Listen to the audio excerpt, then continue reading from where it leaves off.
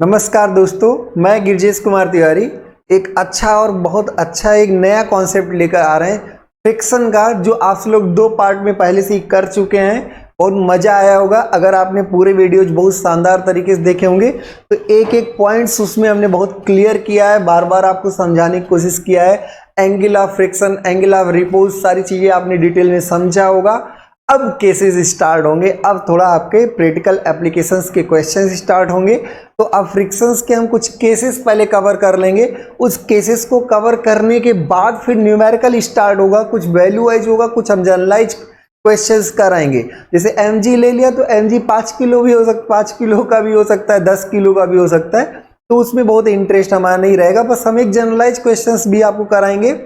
अब आपको समझना है कि कहाँ पर कैसा बल लगाएं, कैसे रोक ले जाएं, कैसे कम से कम बल लगा के मोशन करा लिया जाए। तो ये बड़ा इंपॉर्टेंट होता है। इन सब चीज़ों को हम सब लोग समझेंगे, कुछ उसके रिजल्ट्स रट लेंगे तो अच्छा रहेगा।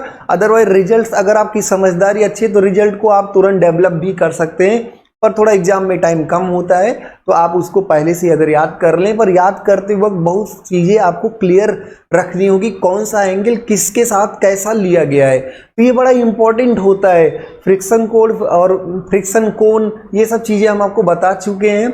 एंगल ऑफ रिपोज भी आप क्लियरली समझ गए होंगे कि भैया किस एंगल पर अगर इससे ज़्यादा एंगल हो जाएगा तो हम सरकना शुरू कर देंगे। किसी भी प्लेन का, इंक्लाइंड प्लेन का हॉरिजॉन्टल पर कोई अपने आप से सरकता नहीं है, तो 0 डिग्री पर नहीं, कुछ एक कोण आएगा। और वो संयोग की बात है कि एंगल ऑफ रिपोज जो था वो एंगल ऑफ फ्रिक्शन के ही बराबर होता है, tan इनवर्स μs के बराबर होता है। ये सारी चीज़ें आप सब लोग समझ चुके हैं। तो अब हम केसेस, लॉज ऑफ फ्रिक्शन हमने पढ़ा दिया, ड्राई फ्रिक्शन के लिए सारे नियम्स पढ़ाए हैं। क्वेश्चन सीरीज भी होगा, फ्रिक्शन में बहुत ढेर सारे क्वेश्चंस का कलेक्शन है, सब्जेक्टिव क्वेश्चंस भी बहुत ढेर सारे हैं। आपके एसएससी मेंस के एग्जाम में भी सब्जेक्टिव क्वेश्चंस आता है फ्रिक्शन से। बेल्ट एंड पुली का क्वेश्चन आ जाएगा या तो फ्रिक्शन में, या तो फिर मैं इंजीनियरिंग मैकेनिक्स का प्योर लैडर का केस आया हुआ है, तो वो सारे क्वेश्चंस हम कवर करेंगे। पर अभी हम थ्योरी के कुछ कॉन्सेप्ट को आगे लेके चलते हैं। फ्रिक्शन का सीरीज थोड़ा लंबा होने वाला है, ये चैप्टर बहुत बड़ा है। धीरे धीरे सीखिए, अच्छे से सीखिए, समझ के सीखिए, ठीक है। और लोगों में फैलाइए। और हमारे चैनल को अगर अभी तक सब्सक्राइब नहीं किया तो कर लीजिए, केवल आपको उंगली दबा देना है। लाइक भी करते रहें जिससे मोटिवेशन बना रहे। मैक्सिमम लोग को जो वीडियो पसंद आए तो लाइक करते रहें और लोगों में शेयर भी करते रहें, ठीक है। आगे बढ़ते हैं, पढ़ाई भी करते रहें, सिर्फ यही सब लाइक सब्सक्राइब नहीं। लाइक सब्सक्राइब बस 2-4 मिनट का काम है, उसके बाद खूब पढ़ाई करिए, जम के पढ़ाई करिए और भी सब्जेक्ट पढ़ते रहिए। ढंग से सिलेक्शन लेना ही है इस बार, ठीक है। तो सिलेक्शन आप लेके फिर मिलते हैं आप सब लोग से नए सेशंस में, नए तरीके से फिर तैयारी होगी। पर हाँ, ये ठीक है, अभी का जो फोकस है वो आप यूपीआर रेनल, एसएससी मेंस, इन सबको ध्यान रखिए। जो सब्जेक्ट्स पढ़ा दे रहे हैं इसमें गारंटेड आप मैक्सिमम क्वेश्चन कर ले जा रहे होंगे और मैक्सिमम क्वेश्चन इनसे आते भी हैं। और सब्जेक्ट के इंपॉर्टेंट टॉपिक भी लेकर हम आ रहे हैं, बीच बीच में आते रहते हैं और भी लेके आएंगे। स्ट्रेंथ ऑफ मटेरियल के कुछ टॉपिक हो गया है, उसको आप कवर कर लीजिए। मोर सर्किल बहुत शानदार, बहुत अच्छा लेक्चर हुआ है, बहुत दमदार तरीके से हुआ है, तो उसको पढ़िए, ठीक है। चलते हैं, शुरू करते हैं, आगे बढ़ते हैं। फ्रिक्शन है, घर्षण, खूब घर्षण कराएंगे, मजा आएगा, ठीक है।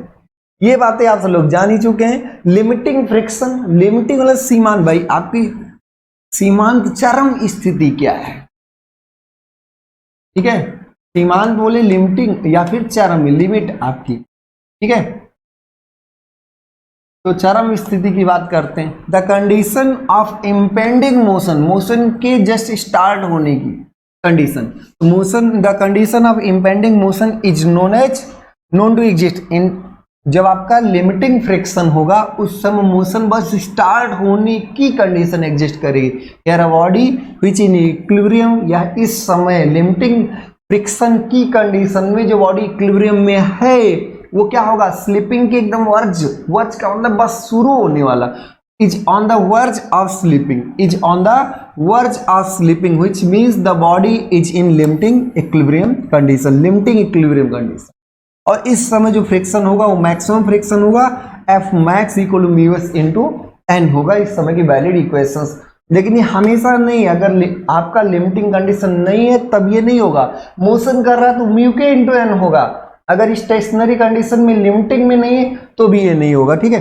काइनेटिक फ्रिक्शन, तो the condition of relative motion is known to exist. Kinetic friction के केस में रिलेटिव मोशन किसके किसके बीच भाई? रिलेटिव मोशन, तो जो कांटेक्ट में है उनके बीच, जो दो बॉडीज कांटेक्ट, ये एक कांटेक्ट फोर्स है, दो लोगों के बीच का फोर्स है, बिना मिले कुछ होगा ही नहीं। फ्रिक्शन एक दूसरे का रगड़ कैसे होगा जब तक मिलेंगे नहीं। तो जब मिलेंगे रिलेटिव मोशन, हम रुके रहे तुम चलो या तुम रुके रहो हम चले, या तो हम दोनों चले पर दोनों का वेलोसिटी डिफरेंस हो, दोनों चले तो वेलोसिटी डिफरेंस है, तब भी क्या होगा? लिमिटिंग फ्रिक्शन होगा। तो काइनेटिक फ्रिक्शन होगा, रिलेटिव मोशन हो रहा होगा।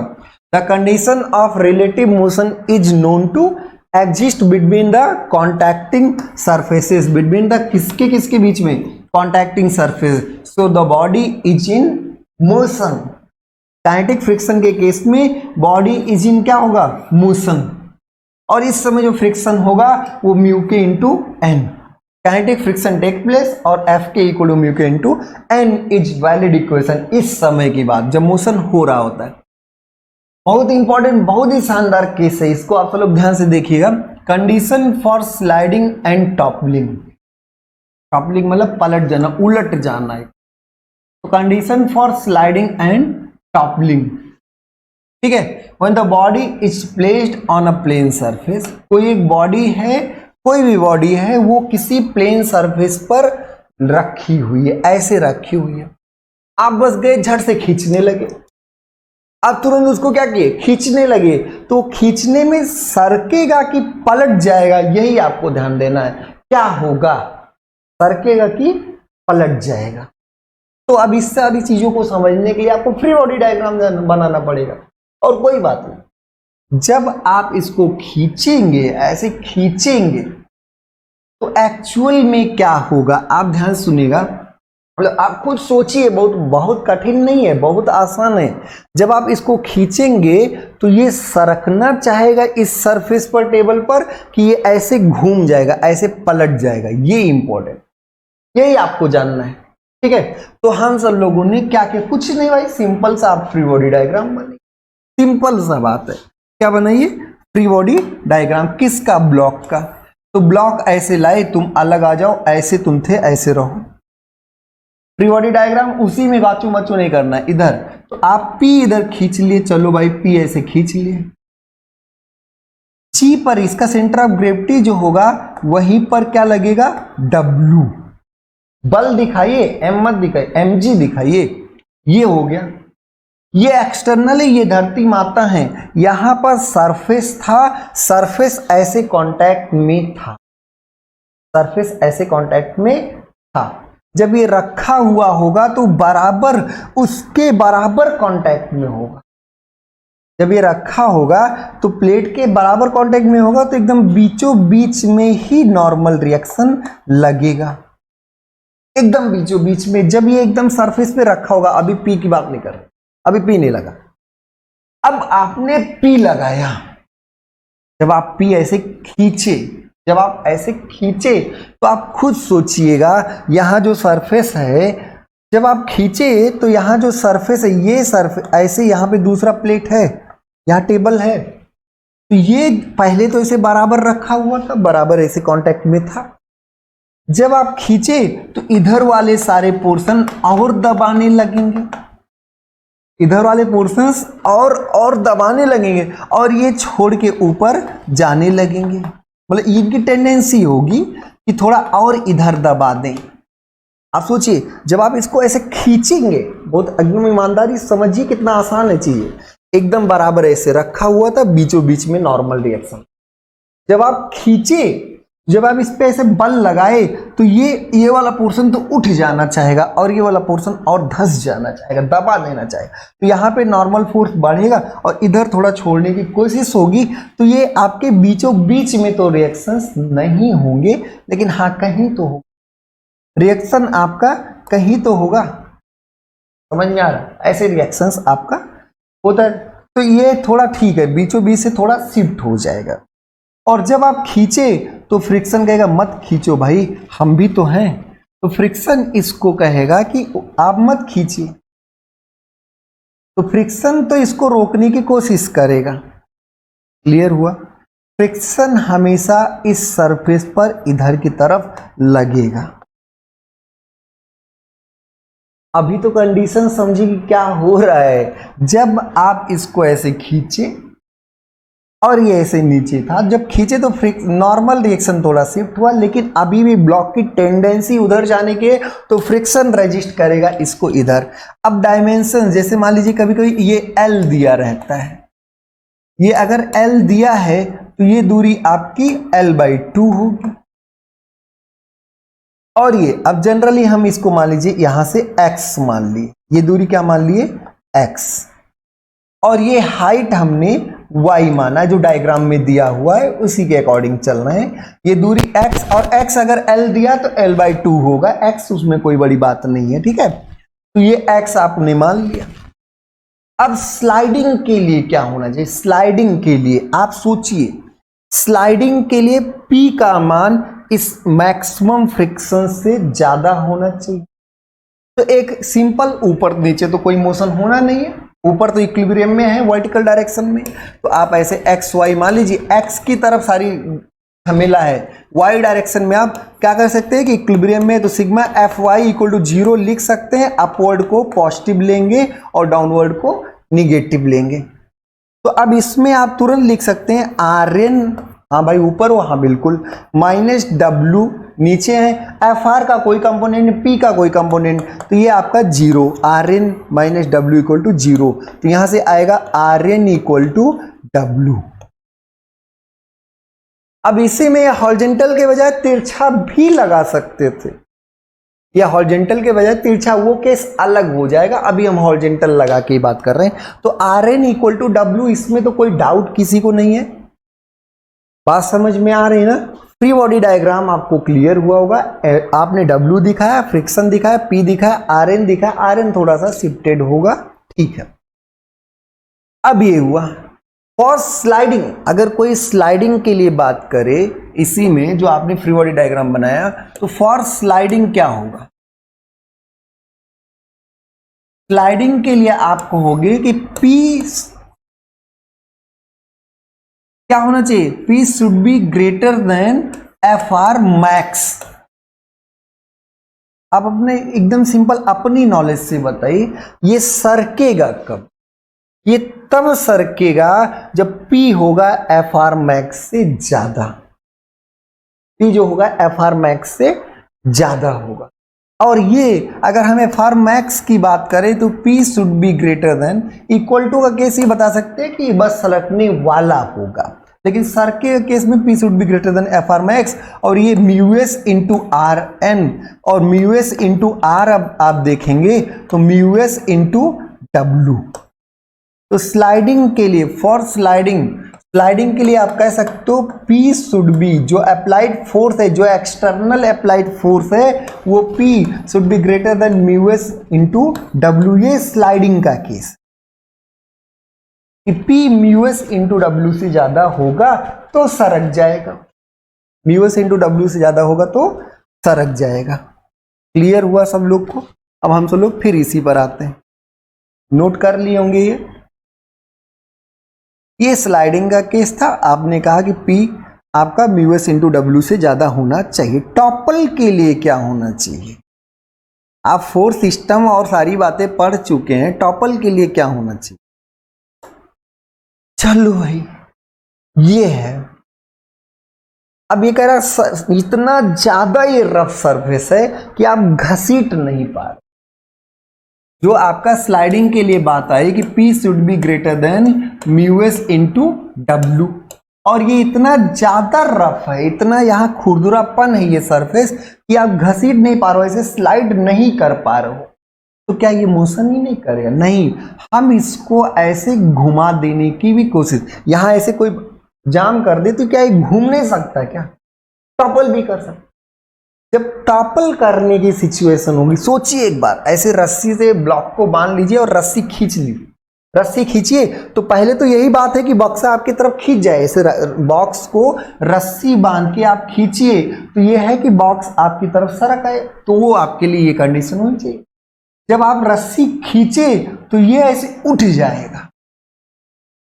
जब ये घूमना चाहेगा, आप सोचिए, जब ये ऐसे घूमना चाहेगा तो ये पोर्शन छोड़ देगा। ये पोर्शन अपने आप को क्या करेगा? छोड़ देगा। बस हम टच में नहीं है, हम एकदम घूम जाना चाहते हैं। तो जस्ट घूमने की सिचुएशन में यही नॉर्मल रिएक्शन जो आपका है, ये नॉर्मल रिएक्शन क्या वहां लगेगा? टॉपलिंग का केस कर रहे हैं, अब टॉपल करने का case.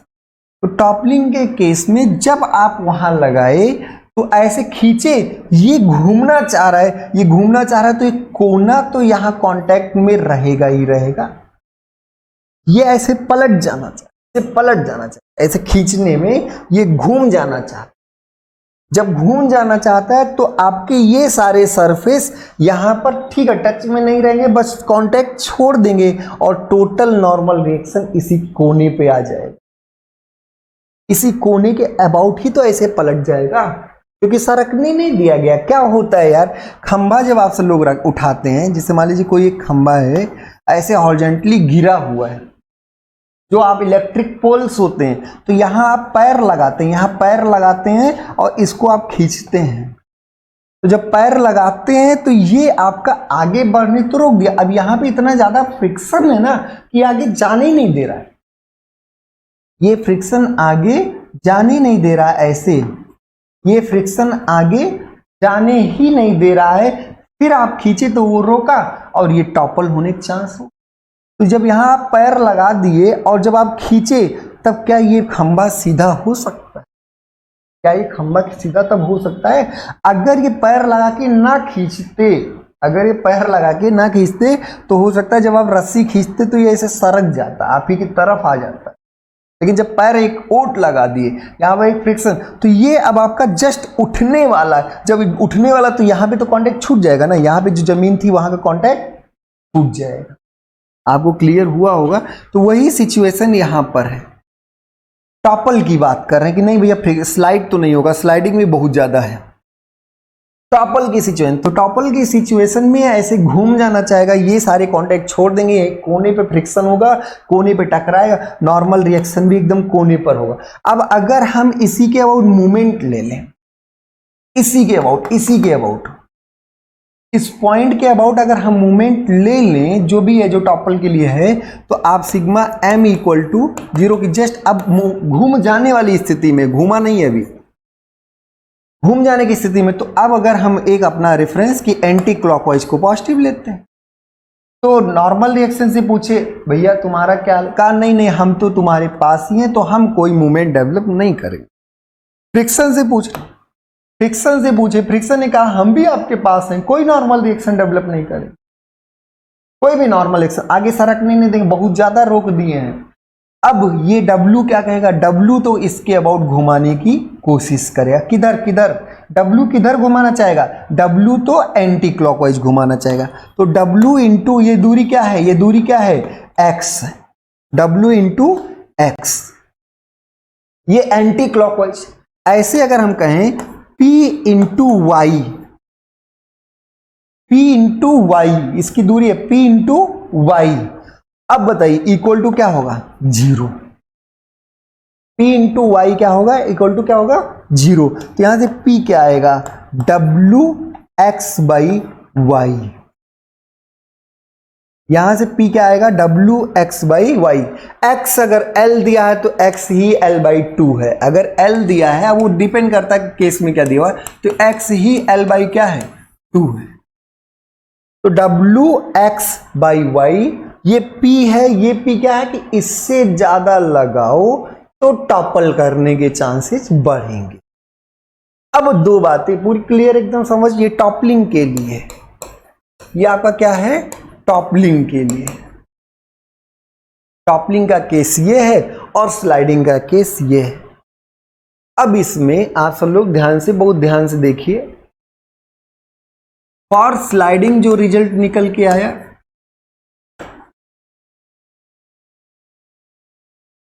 P should be greater than और इक्वल टू क्या होगा?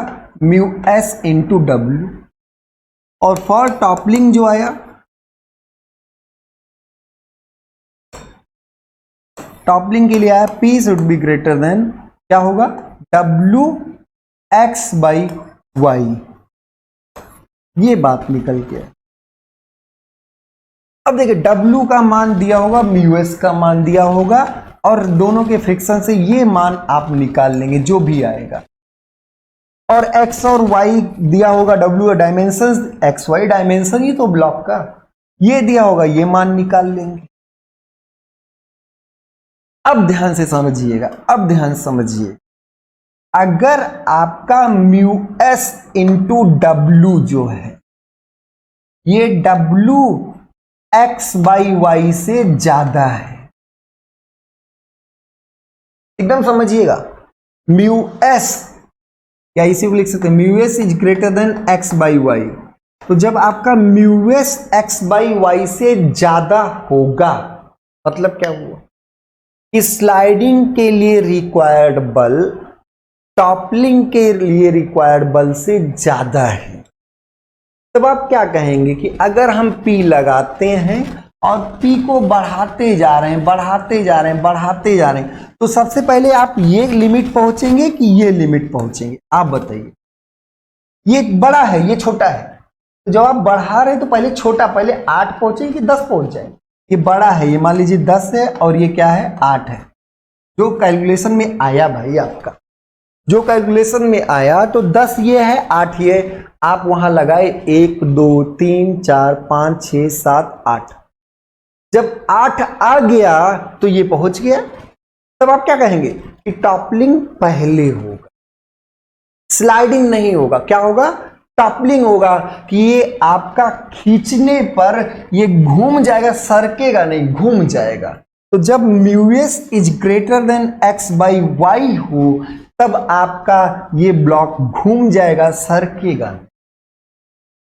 ऐसे दूसरे कि अगर ये कम हो, ये जो वैल्यू आई, ये जो वैल्यू आई, ये कम आई, अगर आपका समझ में आया ना, पहले हमने कहा स्लाइडिंग के लिए ये बल चाहिए, टॉपलिंग के लिए ये बल चाहिए। स्लाइडिंग ने कहा कि हम 10 न्यूटन चाहिए हमें, और कुछ कैलकुलेशन से आया जो भी, और ये वैल्यू आई 8 न्यूटन, और हम बल लगा रहे हैं, लगा रहे हैं, लगा रहे हैं। तो बल को लगाते लगाते पहले 8 जैसे पहुंचेंगे, 8 जैसे लगा देंगे, तुरंत ये पलट जाएगा, सरकने की नौबत नहीं, क्योंकि 8 से 8.1 के पलट गया, 10 तो आया ही नहीं ना, तो सरकेगा नहीं। फर्स्ट टॉपल, ये टॉपल कर जाएगा। अब अगर ये पहला केस, ये क्या हुआ टॉपल के लिए, तो टॉपल के लिए आपका म्यू एस जो होना चाहिए एक्स बाई वाई से ज्यादा होना चाहिए। अच्छा, ये बात कैसे, इसका बहुत क्रिटिकल सिग्निफिकेंस, देखिए ये ब्लॉक है, तो इसका तो वेट लगभग x तो फिक्स है। टॉपल के लिए हमने बोला कि टॉपलिंग कब हो, कौन क्या होगा, किसके लिए क्या होना चाहिए, पहले हमने किया। अब कौन पहले होगा, ये बड़ा इंपॉर्टेंट फैक्टर था। तो आपके पास निकल के आया कि if mu s is greater than x by y, तो ब्लॉक क्या होगा, टॉपलिंग होगा, पहले पलट जाएगा।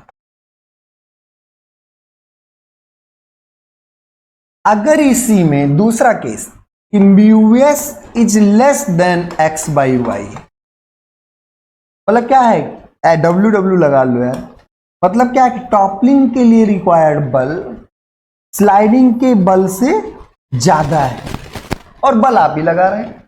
तो अब पहले स्लाइडिंग वाला आएगा ना, जो कम होगा वही पहले होगा, जो कम होगा वही पहले होगा। तो आप तो बढ़ाते जा रहे, बढ़ाते जा रहे, पहले लिमिट किसकी आएगी, स्लाइडिंग की। तो इस कंडीशन में स्लाइडिंग होगा। इस केस में क्या होगा, ये ब्लॉक स्लाइड कर जाएगा। और अगर mu S W into mu S ये आ जाए डब्ल्यू एक्स बाई वाई के, तो इस समय क्या होगा कि ये स्लाइड थोड़ा सरक के पलटने के चांस, तो इस समय थोड़ा दूर सरकेगा, फिर ऐसे घूम जाएगा। तो स्लाइडिंग भी होने के चांस रहेंगे, और स्लाइडिंग के साथ साथ टॉपलिंग भी होने के चांस। अगर आपका टॉपलिंग का कम है तो टॉपलिंग पहले होगा, स्लाइडिंग का कम है तो स्लाइडिंग पहले होगा, दोनों बराबर है तो टॉपलिंग और स्लाइडिंग दोनों साथ साथ होने के चांस। अब इसी में ध्यान दीजिए कि हमें टॉपलिंग के लिए चाहिए W x by y. Y अगर बढ़ाएं, अगर y को हम बढ़ाएं तो ये मान कम होता जाएगा। अगर y को देखिए हमारे पास है, हम चाहे ऊपर से एकदम खींचे चाहे नीचे से खींचे, जब y बढ़ाएंगे तो टॉपलिंग का मान कम होगा, और टॉपलिंग का मान कम होने का मतलब कि स्लाइडिंग के बजाय टॉपल होने के चांसेस ज्यादा होंगे। स्लाइडिंग के बजाय टॉपल होने के चांसेस ज्यादा। ऐसे आप देखे होंगे, एक ग्लास है मान लो, ग्लास, और यहां रखा हुआ है ऐसे टेबल पर, एकदम नीचे से खींचिए, एकदम नीचे से, वही ग्लास उतना ही बल नीचे से खींचिए, तब आप देखेंगे, देखिए इसमें y कम है तो Wx/y, y का मान देखोगे बहुत कम है, y यही तो है, ये y है। y का मान जब कम होगा तो टॉपलिंग के लिए रिक्वायर्ड बल बहुत ज्यादा होगा, तब टॉपल नहीं होगा, तब क्या होगा, स्लाइड होगा, क्योंकि उस समय आपका गारंटीड है कि म्यूएस जो होगा वो x/y से छोटा आ जाएगा, क्योंकि y बहुत कम है, x तो भाई ये बीच का है, ये दूरी तो फिक्स ही है। y जब कम होगा, y जब कम होगा तो टॉपल के बजाय स्लाइड होने के चांसेस ज्यादा होंगे।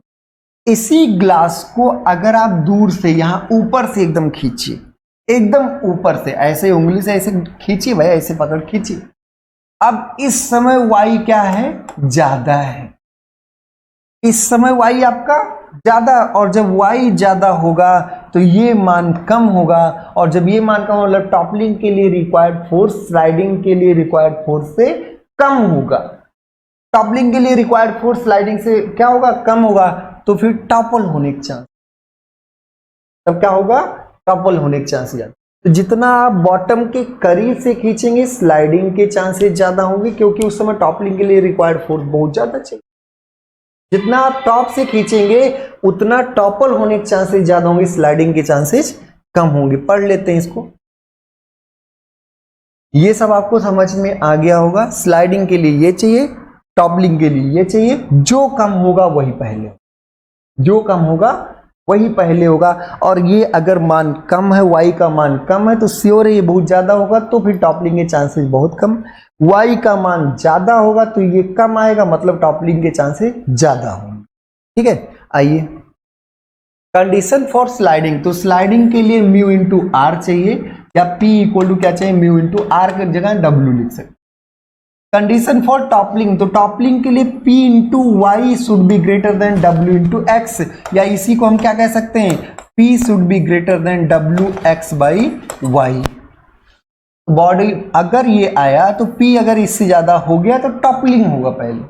अगर इक्वल है, अगर दोनों ये इसके बराबर है तो body will slide and topple together.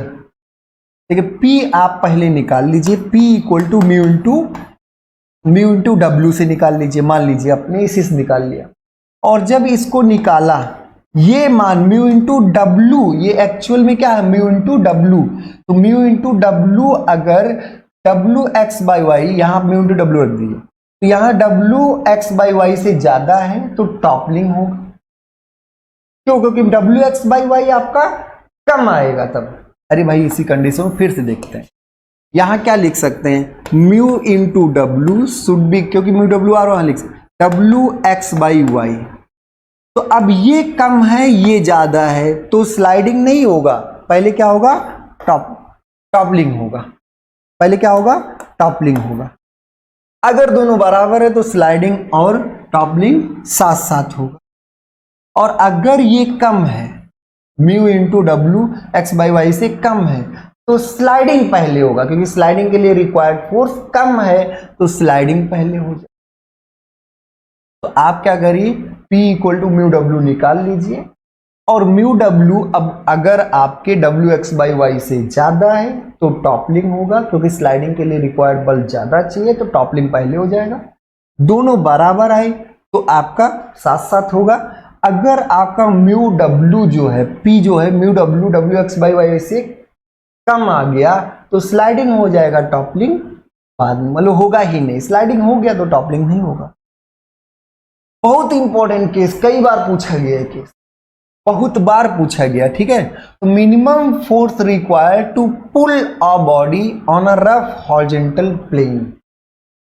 किसी एक रफ हॉरिजॉन्टल प्लेन में किसी एक बॉडी को पुल करना है, किसी एक बॉडी को क्या करना है, पुल करना है, कम से कम कितना बल लगाए। तो देखिए भाई, खींचने को आप हॉरिजॉन्टल भी खींच सकते हैं, तिरछा भी खींच सकते हैं, और ऐसे कोई कैसे भी खींच सकते हैं, आपकी मर्जी भाई, जैसे मन के वैसे खींचिए। तो हमने क्या किया कि किसी एक एंगल थीटा पर रस्सी बांध के खींचना शुरू कर दिया। ऐसे ठेंगा खींच रहे हैं भाई, पटेला जो होता है, तो किसी एक एंगल पर ऐसे खींचना शुरू कर दिया। हॉरिजॉन्टल भी खींच सकते थे, हॉरिजॉन्टल भी ऐसे सीधा खींच सकते थे, ऊपर ऊपर ऐसे खींच सकते थे, लेकिन आपको यहां स्लाइड करते हुए खींचना है, आपने किसी एक एंगल पर खींच दिया। अब इससे आपको ये समझना किस एंगल पर खींचना शुरू करें जिससे कम से कम बल लगाना। तो ध्यान रखिए, बहुत आसान होता है। फ्री बॉडी डायग्राम बना दीजिए बस। ये एक ऐसे बॉडी है, चलो भैया तुम बॉडी हो, W ऐसे है, नॉर्मल रिएक्शन ऊपर की तरफ, इसमें तो कोई डाउट ही नहीं है। अब क्या फ्रिक्शन इधर की तरफ होगा, बिल्कुल खींच उधर रहो तो फ्रिक्शन इधर होगा, और आप ऐसे P क्या कर रहे हैं, किसी थीटा एंगल पर खींच रहे हैं किसी P बल से, और कम से कम चाहते हैं, आपका टारगेट है। अब ये लिमिटिंग सिचुएशन में हो, अभी चला नहीं, लिमिटिंग सिचुएशन में ये कहेगा कि हम पूरी औकात लगा देंगे, लिमिटिंग सिचुएशन अपनी पूरी औकात लगा देंगे, ठीक है भाई। तो अब इसको हम वही एक्स वाई मान लेते हैं, इसको हम क्या मान लेते हैं, एक्स वाई। तो इसी में इधर थोड़ा बनाए, साफ सुथरा रहेगा, फिर से बना देते हैं। ये W नीचे, ये नॉर्मल रिएक्शन ऊपर, और इधर की तरफ फ्रिक्शन, और इधर आपने P कोई लगा दिया किसी एक थीटा एंगल पर। आपने एक्स वाई इधर की तरफ मान लिए, ये x है ये y है, सिग्मा एफ वाई, क्योंकि ऊपर नीचे तो घुमाना ही नहीं, इक्वल टू 0, अपवर्ड को पॉजिटिव मानते, ऐसे सिंबल लिख देते हैं बगल में चुपके से, इससे काफी कुछ चीजें आपको क्लियर। आर तुम ऊपर वहां है, क्या इसका साइन कंपोनेंट ऊपर आएगा, क्या P का साइन कैसे भैया, साइन कैसे सर, जो पास है वो कॉस है, और जो ऊपर है वो, जो दूर है वो साइन है। तो R P sine theta, friction नहीं, हमारा कोई कंपोनेंट नहीं। W कहेगा हम एकदम नीचे इक्वल टू 0, तो यहां से R जो आएगा वो क्या आएगा, W minus P sine theta. सबसे पहला एक इक्वेशन हो गया। ऐसे अगर हम sigma F x equal to 0 लिखें, सिग्मा एफ एक्स, और इधर की तरफ पॉजिटिव, W का कोई कंपोनेंट नहीं, R का कोई कंपोनेंट नहीं, P का आएगा, तो आएगा P cos theta minus F R equal to 0। अब अगर लिमिटिंग सिचुएशन हो तो आप कहोगे P cos theta equal to F R और equal to mu S into R, mu S into R. अब यहां से लिख सकते हैं P cos theta equal to mu S, ऐसे पड़े रहें तो आर क्या है, W minus P sine theta, W minus P sine theta. अरे रख दिए यार उठा के वहां, और कुछ नहीं। P का क्यों, P टारगेट है, P टारगेट है आपका, P ही टारगेट है कि कम से कम कितना लगाएं। तो P को एक साथ ले लो, कॉस थीटा तुम ऐसे बैठे रहो, वो भी आएगा mu S into sine theta, ये भी बगल में ऐसे प्लस होके बैठेगा, और इधर क्या होगा, mu S into W. Clear हुआ सबको, कोई डाउट तो नहीं। हमने क्या किया, सिग्मा एफ वाई से आर इक्वल टू निकाल लिया, नॉर्मल रिएक्शन निकाला, सिग्मा एफ एक्स से आपने निकाला, नॉर्मल रिएक्शन की वैल्यू रख दी, और ये सिचुएशंस आ गई। इसमें हम लोग आगे बढ़ेंगे, ठीक है। अब नोट कर लिए होगे, कोई दिक्कत नहीं है, आगे समझते रहिए। इक्वेशंस एक बार जरूर प्रैक्टिस करें, ये सोचे कि हम ज्ञानी हैं तो ज्ञानी से नहीं होता, एक बार कर लीजिए फिर रट लीजिए, क्या दिक्कत, एक समझदारी तो डेवलप करिए यार, ठीक है। अब यहां से P का मान अगर हम देखें तो P का मान क्या है, म्यू एस इंटू डब्ल्यू अपान cos theta plus mu S sine theta, ये एक बल है। अब इसका मिनिमम और मैक्सिमम मान की बात चलनी है, इसकी मिनिमम और मैक्सिमम मान की बात चलनी है, ठीक है, कोई दिक्कत तो नहीं ना। अब आइए, ये टारगेट है, ये टारगेट है, इसको अब हम आसानी से करते हैं, बहुत आसान ढंग से आगे बढ़ते हैं। सर ये मिनिमम कैसे होगा, तो कौन बदल रहा है कौन नहीं बदल रहा है, ये बड़ा इंपॉर्टेंट है। क्या आपका रफनेस बदल जाएगा? नहीं सर, दो लोग जो मिल गए उनका रफनेस जो भी होगा वो फिक्स हो जाएगा। जो रफनेस जो भी होगा वो क्या होगा, फिक्स होगा। तो अब हम रफनेस पर बात कर लेते हैं। ये रफनेस जो भी होगा वो क्या होगा, फिक्स हो जाएगा। ठीक है भाई, चलो। तो म्यू नहीं बदलेगा, डब्लू नहीं बदलेगा, डब्लू उसका वेट है, तो थीटा ही बदल सकते हो। ये किसी ऐसे टेढ़े मेढ़े हॉरिजॉन्टल पर अगर मान लीजिए हॉरिजॉन्टल लगा तो थीटा का मान क्या होता है, शून्य हो जाता। अगर हॉरिजॉन्टल लगाते तो थीटा का मान क्या होता, जीरो होता भाई, और कोई नई बात थोड़ी थी। तो जनरल अभी चल रहे केसेस करा देंगे। अब इसी में आता P equal to mu s की जगह क्या लिख सकते हैं, टेन फाई। टेन फाई क्या है, फाई आपका फ्रिक्शन एंगल, और W, और यहां क्या लिख सकते हैं, cos theta plus tan phi, और यहां पे साइन थीटा। कोई दिक्कत तो नहीं। टेन फाई को हम लिख दिए sine phi upon cos phi, कोई दिक्कत। तो यहां से आ जाएगा W sine phi upon cos phi cos theta, cos phi cos theta plus sine phi sine theta. कोई दिक्कत तो नहीं किसी को? अरे भाई इसको आप साइन अपान कॉस रखोगे, कॉस कॉस दोनों कट जाएगा, यहां एलसीएम लेंगे तो बगल में आ जाएगा cos phi cos theta plus sine phi sine. अरे ये क्या होता है, cos phi plus cos theta, और ये फिर आ गया तो कॉस फाई, जिस फॉर्मेट में उसी में देखते हैं। तो P इक्वल टू आएगा W साइन फाई। अरे तुम तो बदलने वाले नहीं, तुम बैठे रहो। Cos A cos B plus sign A sine B, cos A cos B plus sign A sine B. तो यहां से क्या आएगा, कॉस थीटा माइनस फाई। अरे चाहे फाई माइनस थीटा को चाहे थीटा माइनस फाई, यही है। तो P आपका क्या आ गया, W sine phi upon cos theta, W sine phi upon cos theta minus phi. Clear हो गया, रट लेंगे। तो अब इससे जो फाइनल कंक्लूजन्स आएंगे उन पे बात कर।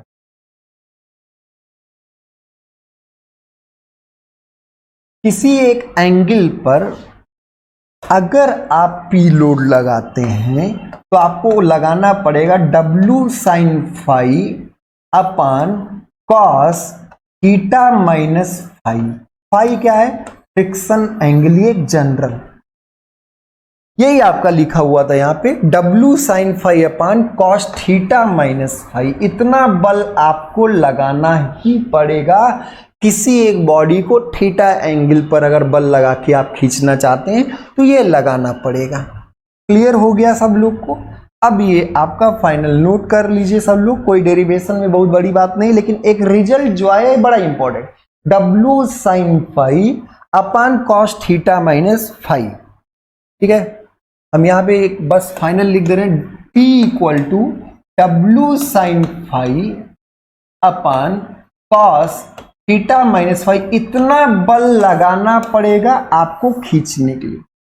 अब क्या है सर, हम बहुत कम, बहुत लेजी इंसान है, आलसी है भैया, हम बहुत कम बल लगाना चाहिए। तो बहुत कम बल लगाना है तो W नहीं सर, बल बदल कहां सकते, बक्सा वही है। फाई को बदलने के लिए रफनेस कम से कम लीजिए, क्योंकि ये जितना कम से कम होगा, ये जितना कम से कम होगा उतना ही आपको P कम लगाना। लेकिन हाँ, कोई गिवन सरफेस है तो अब रफनेस क्या बदलोगे, जब दे दिया गया सरफेस तब रफनेस नहीं बदल सकते। अरे कहीं खेत में चले गए तो चले गए, पहले आकर अच्छे से ढेला छोटा छोटा टुकड़ा कर लिए होते तो अलग बात है, पटेला खींचना है, ऐसे हेंगा खींचना है, थीटा एंगल पर खींच रहे हैं, समझ में आ रहा है? तो ये आया, तो क्या है कि कम से कम बल लगाएंगे वेट तो कोई बात नहीं, फाई आपका फ्रिक्शन एंगल कम से कम होना चाहिए सर, वो भी फिक्स है, कोई एक सिस्टम है तो फिक्स है। थीटा तो आप बताइए ये मान कम, ये कहता हम कम से कम रहे, ये कम से कम तब होगा, ये कम से कम तब होगा जब भाग देने वाला ज्यादा से ज्यादा होगा। ये क्या होगा, ज्यादा से ज्यादा। और ये कहता है कि हम ज्यादा से ज्यादा तब होंगे जब हम 1 होंगे और अंदर की बात 0 होगी। अंदर का एंगल क्या होगा? 0 होगा, तो उस समय थीटा इक्वल टू फाई। बहुत अच्छा समझ में आया होगा कि सर अगर हम ब्लॉक को theta equal to phi angle, phi friction angle है, तो उसी फ्रिक्शन एंगल पर खींचें तब आपको कम से कम बल लगाना पड़ेगा। फ्रिक्शन एंगल पर खींचे तो क्या होगा? कम से कम बल लगाना पड़ेगा। और वो पी मिनिमम होगा कितना? पी मिनिमम कितना होगा? W साइन फाई के बराबर, क्योंकि नीचे 1 हो जाएगा और ये आएगा W साइन फाई के बराबर। तो किसी भी ब्लॉक को अगर हॉरिजॉन्टल सरफेस पर आप आसानी से खींचना चाहते हैं, कम से कम बल लगाना चाहते हैं, तो उसके फ्रिक्शन एंगल पर लगाइए। कम से कम बल लगाना पड़ेगा। कितना लगाना पड़ेगा? W sine phi. कितना लगाना पड़ेगा? W sine phi. ये तो पहला केस वन हो गया कि मिनिमम कितना कम बल, तो कम से कम के लिए थीटा इक्वल टू फाई होना चाहिए। जो आप इंक्लाइन खींचे तो ऐसे नहीं हॉरिजॉन्टल खींचने का शौक लग गया, हॉरिजॉन्टल ज्यादा बल लगाना पड़े। अभी देखते हैं हॉरिजॉन्टल में कितना। केस 2 जो है हॉरिजॉन्टल लगाएं तो हॉरिजॉन्टल फोर्स लगाएं तो क्या होगा? अगर हॉरिजॉन्टल लगाएं तुरंत आप कहोगे थीटा इक्वल टू 0। हॉरिजॉन्टल लगाएं थीटा इक्वल टू क्या होगा? 0। अब थीटा इक्वल टू 0 जब इसमें पुट करेंगे तो P का मान, P हॉरिजॉन्टल उस समय बोल दे रहे हैं, तो क्या होगा? W sine phi. और थीटा जब 0 रखेंगे तो ये नीचे cos माइनस फाई बचेगा। cos माइनस थीटा क्या होता है? वही होता है, तो cos फाई हो जाएगा। और उस समय जो बल आएगा वो W tan फाई आएगा। बात समझ में आ रही?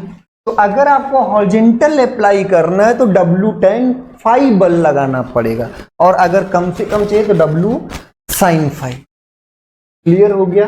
ठीक है, तो ये केस आप ध्यान से रखिएगा। अगले और भी ढेर सारे केसेस होंगे जिसको हम तो लोग डिटेल में करेंगे, एक एक केस से एक एक क्वेश्चंस। और फ्रिक्शन बहुत ही इंपॉर्टेंट है आप सब लोग के लिए। बहुत अच्छे से पढ़िए, बहुत अच्छे से सीखिए, बहुत दमदार तरीके से फ्रिक्शन होगा। कम से कम 8-10 लेक्चर होगा। ठीक है, चलिए तो आज के लिए इतना ही। बहुत बहुत धन्यवाद।